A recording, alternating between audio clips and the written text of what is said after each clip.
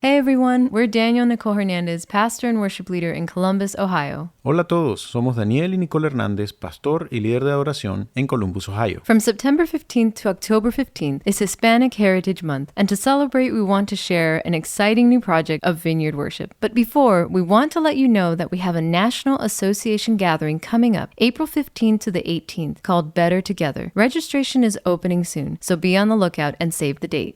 Recently, we have been working with Vineyard Worship to organize and increase resources for Spanish-speaking and bilingual churches. Recientemente, hemos estado trabajando con Vineyard Worship para incrementar recursos para iglesias de habla hispana y bilingüe. We have a new Spanish translation team with representatives from all over the U.S. and Latin America, and we are working to translate songs in a way that will work for the majority of our Spanish-speaking churches. Hemos formado un nuevo equipo de traducción al español con representantes de todos los Estados Unidos y Latinoamérica, y estamos trabajando para traducir canciones en una manera que funcione para la mayoría de nuestras iglesias de habla hispana. There are now Spanish translations of many of our Vineyard songs, along with bilingual songs that have intentionally been written in both Spanish and English. You can find all our Spanish music under the name Adoración Viña, Vineyard in Español, on Spotify, Apple, Pandora, and more. You can find all these resources and more at vineyardworship.com/adoracion and vineyardsongs.com. Links are in the show notes. Puedes encontrar todos estos recursos y más en vineyardworship.com/adoración o vineyardsongs.com. Los enlaces están en las notas del episodio.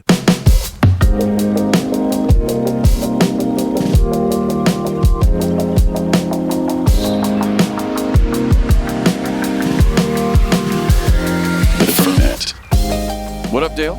How's it going, Adam? Hey, you're from California, but we're in North Carolina. Yep. And we decided to record a podcast. Yeah. Because you're a bass player. And yes, that is true. I'm a bass player and I'm in North Carolina. And those two things shouldn't happen in North Carolina, but they did. They did. So good. Well, I tell you what, maybe we're getting a little ahead of ourselves.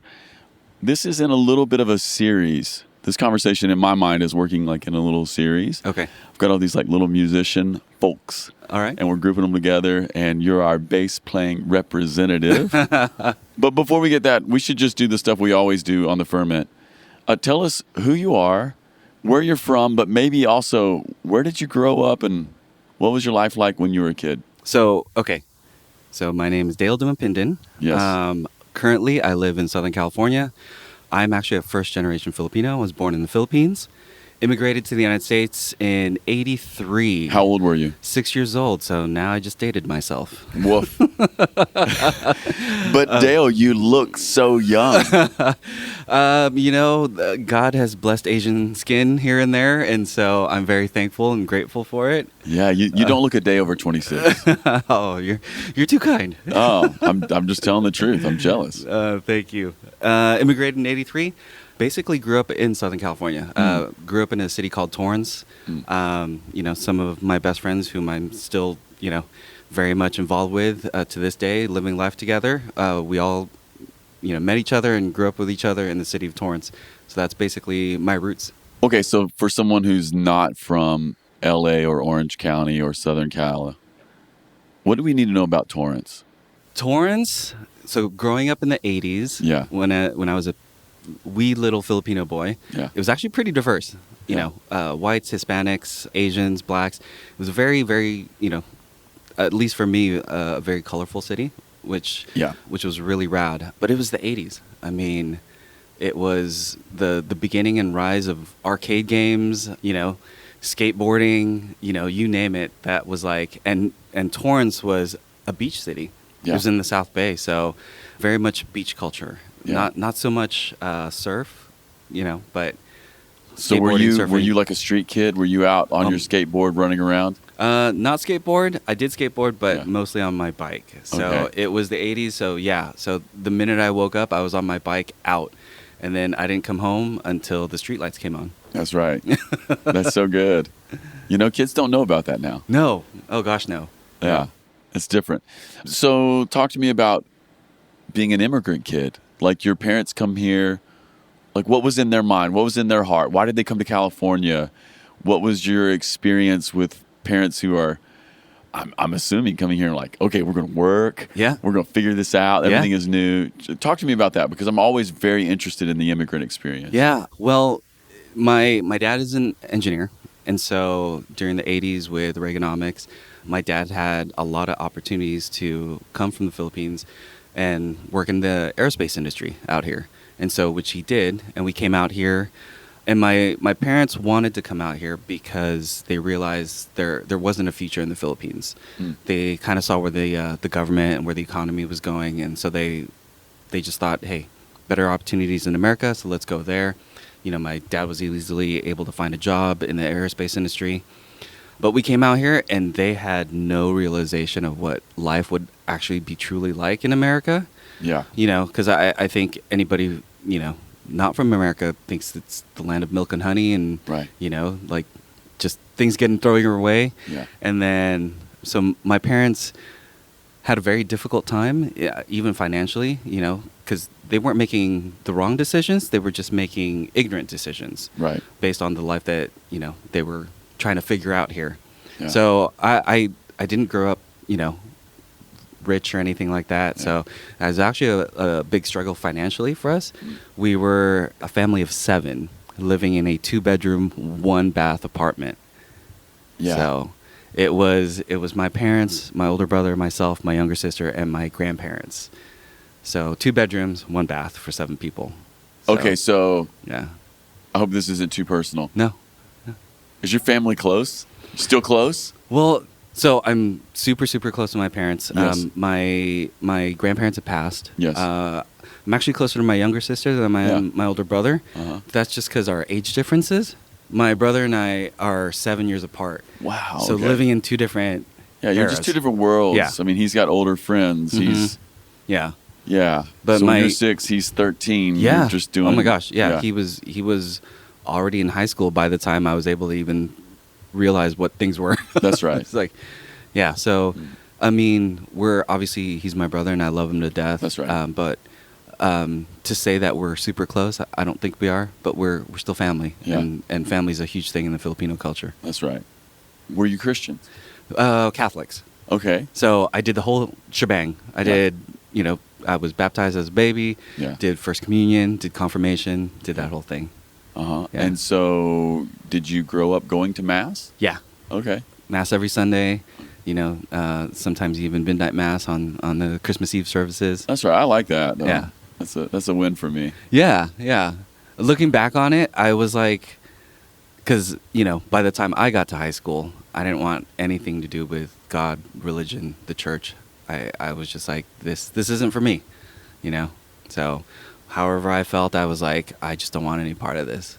And so, but now looking back on it, like, I kind of value the history and the time that I had with Catholicism in the sense of keeping that reverence with God. Because I think a lot of times we often lose that because he's, you know, we believe he's so close now, obviously, you know, through Jesus. But he's still God. Right. He's still majestic. Yeah.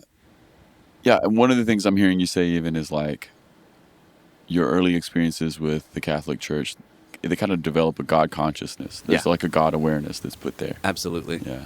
Yeah. So I know that you're a vineyard person. Yeah. And I know some of your friends who are like vineyard OGs. Oh, my riffraffs? Your riffraff street rats. Shout out to the Verrier boys. Shout out to Jason Hagan. Oh my gosh. So how did you come into the vineyard, and when did you decide that like God would be an important thing for you? It was actually, you know, through them as friends and through them as witnesses, you know, because I ended up reconnecting with them in a time of my life when I was nowhere near God. But they still accepted me and still wanted to hang out with me and just say, hey, you know, just come hang out, you know. We don't do any of the stuff that you like to do. Right. but we just And want to you hang liked out. hanging out with them anyway, though? Yeah, absolutely. Why? Because I saw something in them. I saw something like a joy and a funness that I just couldn't put my finger on what it was. And so, and they at the time they had a band, and so I was like, well, I like music, so I'm gonna come see you guys. I'm gonna come support you guys because you guys are my friends. And then that kind of rolled into, hey, we're playing worship at church. You know, you can just come for worship and you don't have to stay for the message or anything like that, but just come. So I was like, sure, I like seeing you guys play. I think it's a lot of fun. And I actually wasn't even playing bass at the time. So I just came and... So what did you think of worship? Because your Roman Catholic background. Yeah. Then you're like, God's not for me. Yeah. But these are my friends. They have a band. They play out. Yeah. But now they're saying, you could come stay for worship. Yeah. And it's like vineyard style worship. We sing to Jesus. Yeah. Like he's in the room. Yeah. So what did you think about that? So I actually wasn't even listening to it lyrically. I was listening to it musically. I was like, oh my gosh, this is just like 90s grunge, or this is like Yeah. this is like the stuff that you hear on the radio. So it was more a musical attachment for me rather than lyrically. And the thing that got me was there was one morning when this was at the first iteration of Fullerton Vineyard. Yes. Is when Wade gave his first message, and that struck a chord in me. That was like, hey, there's something about this. And at the time, they were wanting to start this college ministry. It was a Sunday night service, and I just said, hey, I'd love to help, like, you know, lug in the PA system, you know, set up the chairs, whatever it was. I thought, you know. So you're like, I want to serve. Yeah. I don't know anything about Jesus necessarily. Yeah. I don't know if I want to be a part of that, but I want to serve. Yeah. This is great. And my friend Wade is talking about God. Yeah. Yeah. It was super cool. And so the leaders of Fullerton Vineyard at the time, they were, you know, we were about to launch the college service. And so they had a basically little prayer send-off meeting. And they were like, you want to come to this? I was like, I guess, sure. Because if I'm going to help out, sure, why not? And a gentleman named Troy Shandy came late to the prayer meeting, and like his first thing was he came right through the door and said, hey, I have a word for you. I was like, what the Yes. I was like, what the heck? Yeah. It was like, a word for me? Like, what's going on? What's going on? And so basically his word was, you know, God has an invitation for you, and all you have to do is RSVP. And it was simple as that. And I was like, and that stayed with me. So I actually didn't, So that felt impactful. yeah, 100%. Yeah. That felt like it was something real for you. Yep, absolutely. I love that. And it wasn't until Wade's second message at this college service, which he spoke on intimacy with God, that was it.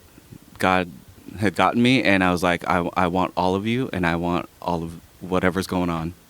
I love that you remember Wade's second message. That is so good, Dale. Yeah, I mean, it was such a powerful thing, at least for me. I mean, there might have been other people in that room that didn't get anything out of it, but if God was specifically speaking to just me that night, he got me.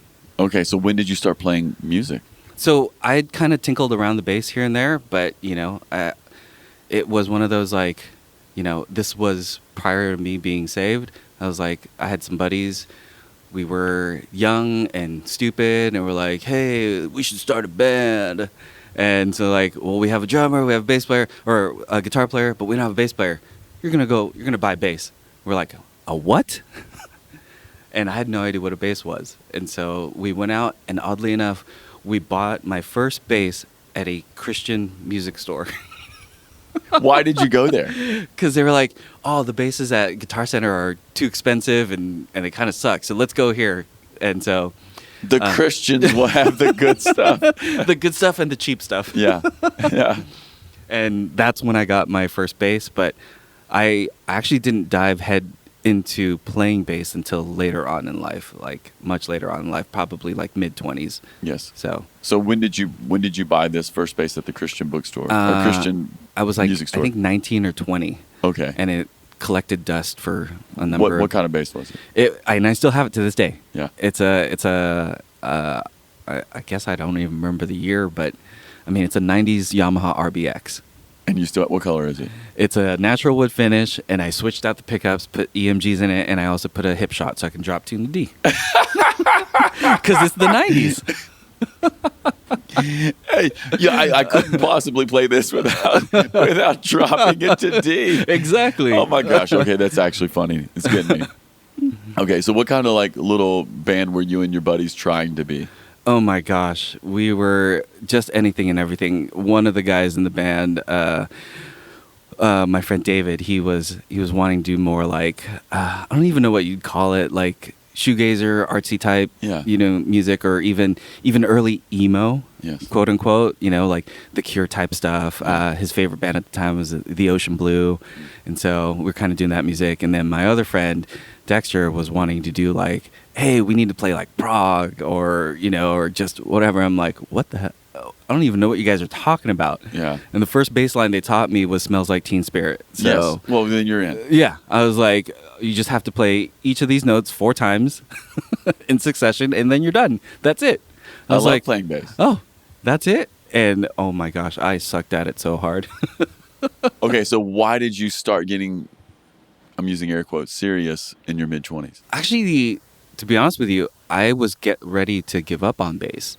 And I was still playing here and there for friends and different bands and stuff like that. But I just wasn't proficient in it. And so I was ready to give it up. And I was like, I'm going to be a guitar player. I'm going to go to MI, and I'm going to, because everybody wants a guitar player. Nobody wants a bass player. And when I was actually talking to Darren about that, and he was like, oh, really? Oh, that's interesting. And so I think in his mind, he was like, I think you're dumb. You should stick on the bass. And so at that time when I was kind of making the decision I'm going to play guitar, all of a sudden I started getting calls and text messages from friends like, hey, I need a bass player for church this Sunday, or I need a bass player for church on this day. It's like, can you come and play? I was like, sure. I was like, I'm just going to do it, fill in. And so I was filling in, and I was really, really lucky enough to fill in on a worship team where everybody else was 100 times better than me on their own instruments. I mean, guys that had been playing worship music for decades, guys that were playing for, Phil Wickham, guys that were playing for, this person, that person, like even, secular artists, secular recording artists. And they taught me so much. Like it was like music boot camp as well as worship boot camp. Isn't it interesting how if you just get in the room with people who are better than you, you grow? Oh yeah, absolutely. Yeah. Absolutely. It's phenomenal. I mean, it's iron sharpens iron, right? It does. It's and I learned not technicality on bass, but I learned feel. I learned timing. I learned rhythm, and I learned just to be more colorful on bass, because I'm not the type of bass player that's going to go out there and wow you at NAMM show. And we appreciate that, actually, Well, this is one of the things I wanted to ask you. Maybe we'll go there right now. One of the things I think about, it's interesting. There's so many different kinds of bass, and there's so many different kinds of playing, and you've kind of hinted at it right now. Why don't you talk to us about the balance of playing something with sauce, Okay. but at the same time, you're playing those root notes. Yeah. You're keeping it together. Yeah. Right. Like, so in my mind, I'm thinking of this. Like, talk to me about playing somewhere between Adam Clayton and Flea.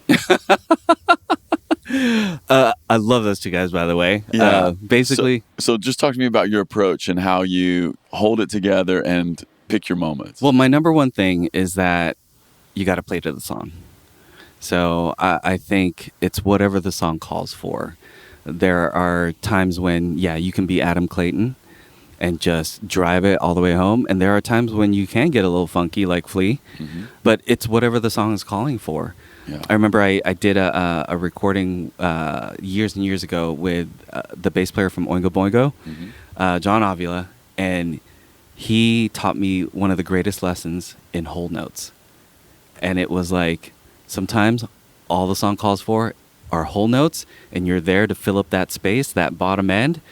And if that's what the song calls for, that's what it needs, and you don't need to do anything else, because anything more than that, you're just ruining the song, or you're overstepping the melody, And especially in worship music, where the melody, lyrics, that's key. That's what people are listening to. That's what they're hearing. That's what they're singing to God. Yeah, that's it. And so if you're the type of player, whether you're a drummer, bass player, guitar player, keyboardist, and you're just I'm playing all these notes because I love them. Right. They're my favorite notes ever. All 95,000 of them. Right. You're just overstepping on that melody. So, And so when you're thinking about coming to a set or a recording moment, how much prep are you doing on the front end? I mean, maybe less these days because you're more proficient, but how much are you thinking about those kinds of things? Or is it kind of like just in the moment, I'm finding my spot and feeling it out? yeah. For me, it's a little bit of both. I like any of the Vineyard Worship stuff that I've done recently. I didn't do a whole lot of preparation on bass. I actually did more listening. I was listening to the songs over and over. I mean, they were just scratch tracks. Right. I mean, it's just vocals and acoustic.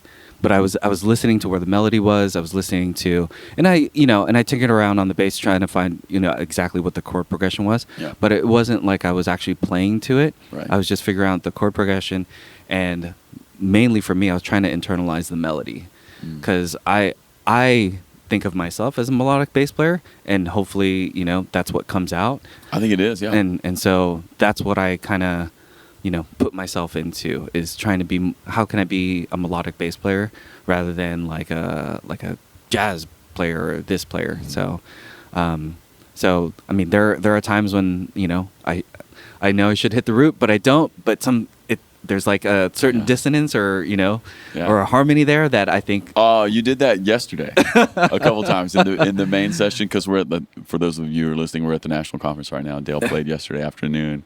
And there were a couple of really cool moments where you didn't come back to the root, but you pushed it. Yeah. And it felt so good. Yeah. There was something going on between you and Alan Franklin on the piano. Oh my goodness, he is. You guys were doing something together there, and it was very awesome. Well, thank you. Yeah.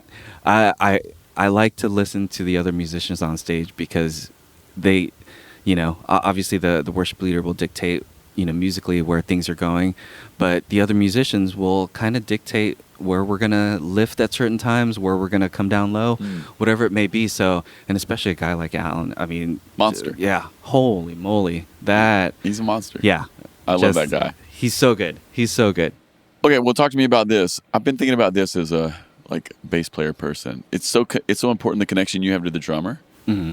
So just what do you want to say to bass players about their connection to the drummer? We'll start there, and then I have maybe a couple other things to dial in on. To bass players and drummers, just really listen in to what they're doing. I mean, if it's 4 on the floor, like, you shouldn't try to play this like super complicated, like syncopated beat. Like, again, and it goes back to playing to the song as well. I mean, unless the song really calls for it, sure.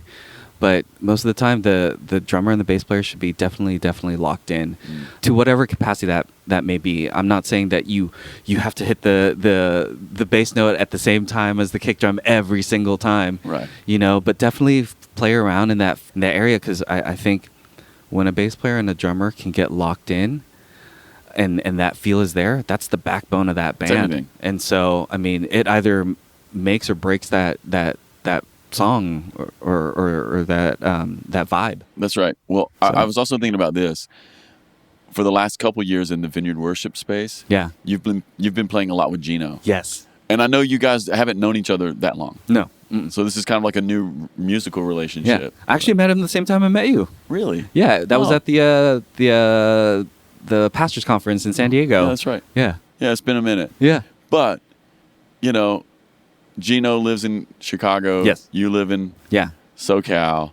And we've been having you guys do some projects for us. Yes. So talk to me about being a bass player and all of a sudden you're playing with a new drummer. That's a very that's a hard thing. Yeah. And that's a hard thing for any musician. Yeah. Like walking into a room and playing with somebody, whether it's a drummer or guitar player that you've never played before, because you obviously have different experiences, different proficiencies on your instruments, different styles of playing. Yeah. So I think there's a lot of wading through the water in the beginning. But I think if the two of you are at a certain level where you're confident in your own playing, and the two of you are confident in being able to compromise and communicate and talk through certain things, willing to accept others' criticism without taking it, aggressively, I think you can find that balance immediately. I mean, I found it with Gino. I found it basically with all the players here because we all have a common goal. That's right. Yeah. But I was just thinking about how funny it is because Gino comes from, I mean, his soul is like Chicago black gospel. Yeah. That's clearly not where you come from. No. But, Right? oh my gosh, I love soul R&B music so much. And so, I mean, Stevie Wonder is like one of my favorites of all time. And the way his songs, his bass players, even when he plays bass on his songs, Or like even the way he plays bass on with his left hand. Exactly. Yeah. It's remarkable. And so I've always tried to emulate whether it's Stevie Wonder or Motown, because that feel and that energy is great. Well, there's a reason why I love that you mentioned Motown, especially in like this bass conversation.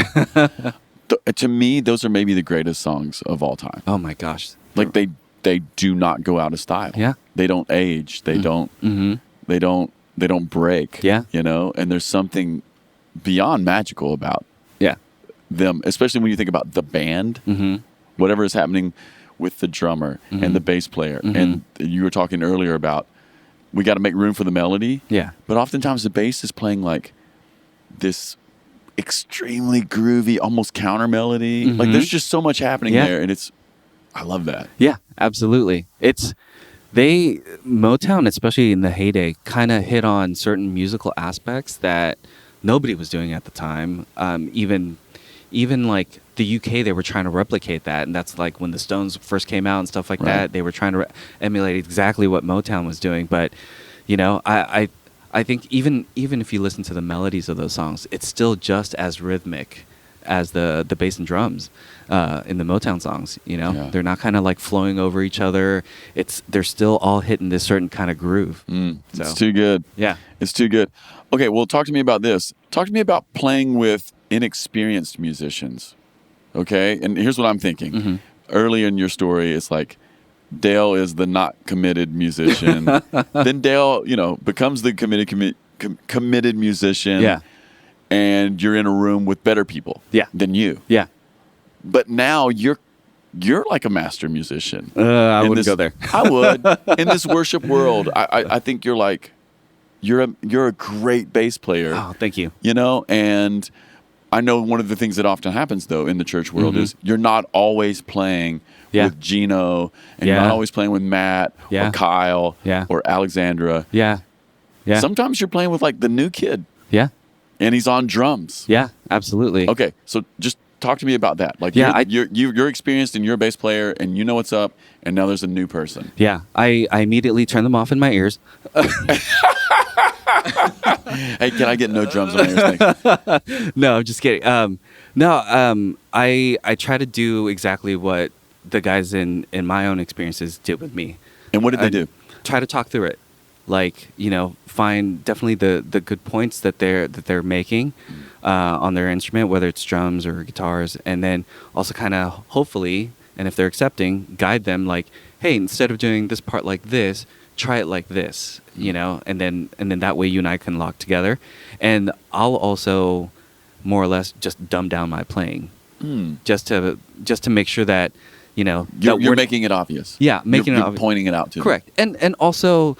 To not overshadow them and make them seem like to everybody else, oh my gosh, that person sucks. Yes. No, like, come down a little bit, and then that way the both of you are at a very, almost similar level, and that'll actually help the band overall and hopefully make everything much vibey, much easier. Yeah, especially when it's the drummer, right? Like you gotta make a connection there. Yeah, definitely. All right, talk to me about this. How do you stay interested in worship music that's mostly 1-6-4-5? Especially as a bass player, Those how do I keep interested in that? How do you stay interested? How do you keep from getting really bored? Oh my gosh. Yeah, that's not a hard one. It's more like there's so many obviously songs written around that chord structure, and all I do is basically go, wait, which Phil Wickham song is this? Yes. Okay, I can't remember now. Yeah. But no, to make it interesting, I do those certain things where maybe I won't go back to the root. Yeah. And like instead of, I don't know, like based on the melody, instead of the 6, maybe I'll hit the 3, and or whatever it may be. Like I'll do what I can to make it interesting. And sometimes it's just a rhythm thing, you know. Sometimes, you know, it is a whole note thing, or maybe it's like a double note thing rather than a driving thing. So whatever it may be, Yeah. you know. So you're always just looking for looking for ways what are the to opportunities? spice it up. Yeah. Yeah. Okay, so talk to me about this. I know you've done stuff in the church and then stuff outside the church. Talk to me about what a musician can learn from playing in church. Oh my gosh! I mean, it's a laundry list of stuff. I mean, I think one of the most amazing things you can learn playing at the church is learning to play with other musicians. Period. I mean, if you try to go out and play by yourself, you're constantly looking for people to play with, and you might not necessarily like them, or you might not necessarily find that you guys have a common ground, or they may not take the time to teach you or to make you better. They're just like, man, this person sucks. Get him out of here. Right. You know, but I think in the worship world, I think, like I said, there's that commonality, and I think there's a drive to want to make things better. And it's really, really cool. I mean, I'm a Vineyard kid from the 90s, right? And so it's like worship team dynamics. That's Terry Butler. Shout out. Yeah. Yeah. That's a huge thing. Like, learning, you know, the nuances of when a song gets bigger, or when it gets quieter, or learning when the drummer is starting to pick up the beat a little bit and kind of want to drive it. So you kind of have to follow along, or vice versa with the worship leader. So all those things, I think, integrally, like, helps a musician learn not only themselves as a musician, but learn how to play with others. Yeah. Like Wade and Darren did that so much with me. Like, those two guys, like, they were my first teachers. Yeah. Well, and part of what I'm hearing you kind of point at too is there's this thing in worship and in the church, especially for music. Like in the Vineyard, we think worship is a conversation between us as musicians and worship leaders, the congregation, and God. Yeah. Right? Yeah. And so we might have a plan, we might have a set list, we might have an arrangement, but it might change. Yeah. Like in the middle of the set, because this is a conversation. Yeah. Right? Absolutely. Absolutely. And so you have to learn how to flow. Yeah. That's part of what I'm hearing you talk about here is like, we have to stay connected because like things could grow. The drummer may pull something up. Yeah. Or the leader may take a left turn. Or, Yeah. I would say, you know, not to be married to anything that you're doing. Yeah. Because, like you said, it is a conversation, and hopefully it's organic and it's spirit-led, and wherever that is taking you, you should be ready to go there, hopefully. Yeah. All right, so talk to me about what a musician can learn from playing like in a bar band. Oh my gosh. Learning cover songs is one of the greatest ways to get better on any instrument, because cover songs are music and from guys that have done it better and sometimes faster or whatever it may be. Yeah. And so learning and kind of conquering those parts just makes you so much better, and just gives you more arsenal as far as in your playing. Like, oh, I didn't know you could do that on the bass. Yeah. Oh, I didn't know you can do that on the drums. Yeah. That's actually cool. Yeah. And so those are kind of some of the tips and tricks that, like, you know, like I'll hear a melody or a chord progression in worship music, and I'm like, oh, I remember hearing that on this record. Yeah. So I'm going to try to emulate that. And it won't be exact because it'll have my feel and, you know, my personal in the flavor. moment we're in too. Yeah, absolutely. But it could take a variation of that shape or that form. And sometimes it works, sometimes it doesn't. But it definitely gives you more arsenal. Yeah. And there's something about imitation too, isn't there? Mm-hmm. Like you were talking about learning cover songs. Mm-hmm. You know, there's something about imitation. It's almost like a kid who's learning how to talk. Yeah. First thing you do is you just repeat to your parents what they're telling you. Absolutely.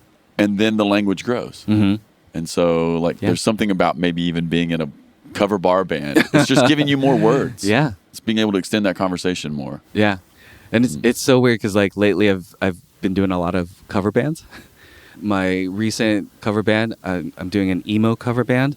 So yes, a guy in his 40s playing emo music. But like we've already said, you look 26, so it's fine. And I've done actually like country cover bands. So, and I'm going to do more of those next year. At the same time? Yeah. Yeah. So like you're in a couple bands, you play out? Yeah. Absolutely. Okay, so hopefully this isn't too personal. But if you're playing in an emo band, like how's your guy liner? Oh my gosh.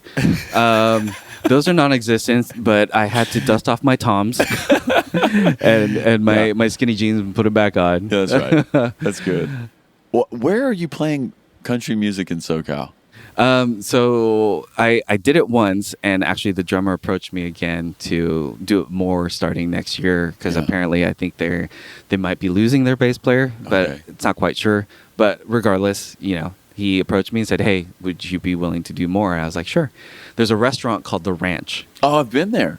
Great steaks. It's that steak place. Yeah, great the steaks. tomahawk steak thing. It's like 64 ounces, and it's amazing. Right. They have like a line dancing thing. So next door is their Pavilion there. their little bar area called The Saloon. Yeah. And they do live country music. Yeah. And it's everything set to line dancing. And so it's like you kind of have to play the songs that the line dancing instructor wants you to sing, because those are the songs that the line dancers learned, right?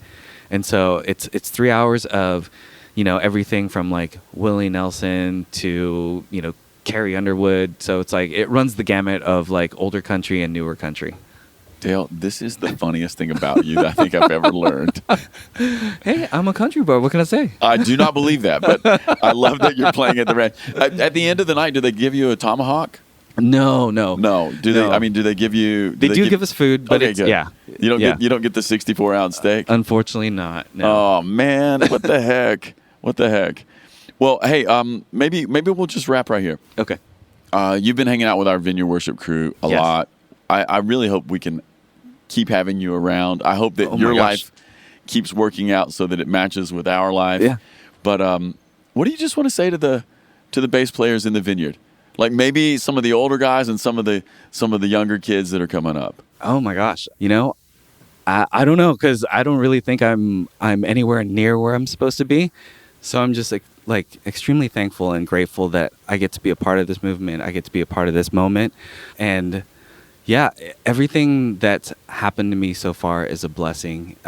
Meeting all the different people, meeting yourself, Adam, meeting the different musicians in Vineyard Worship and the other people at Vineyard Churches.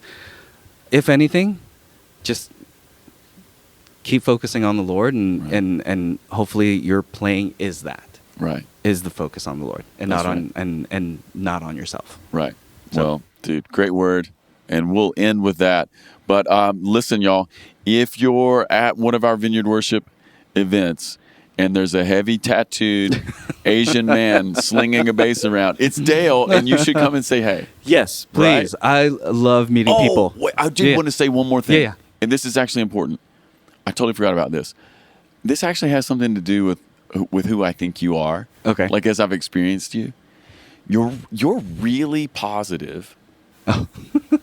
And you're one of the greatest hangs. Oh, thank you. Like one of truly the greatest hangs. Glenn and I were talking about this the other day. Okay. And we actually brought you up. Glenn is like guitar player, worship leader guy at my church. Yeah. But we were talking about how you're such a great hang and how sometimes what you need in the band more than musical proficiency is you need somebody who's positive and is a great hang. And thank you. And so I think you're not just playing the bass notes. I think you're also you're providing like some of that emotional glue. Oh, I hope so. I hope that's coming across. That's no, great. It does. Thank it really you. does. And I that's something I've noticed in you that I wish more, and I'm using air quotes here, good musicians had on board. Okay. Like sometimes it's like, okay, great, we're glad you have the notes, and that's awesome, you sing so well, but bro, can we hang? Can we laugh? Is there anyone in this band who's not serious all the time? Yeah. Right? Well, I mean, I think that's a testament to like people playing outside of the church anyway. If you're going to form a band, you got to hang out with each other. And if you can't hang out with each other, you're not going to have longevity in in that business, right? Yeah, that's so true. That's so true. Well, I just had to put that in there. Oh. For all the bass players and actually all the musicians, are you a good hang? Yeah. This is so important. Yeah. And Dale's one of the greatest. All right, Dale, Thank here you. we go. Right here. Thank you, Boom, sir. fist bump. Thank you. Peace.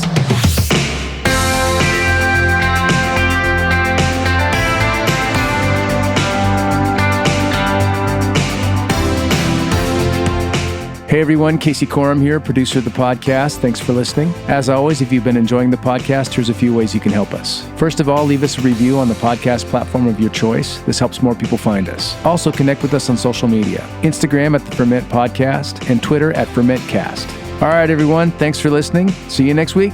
Peace.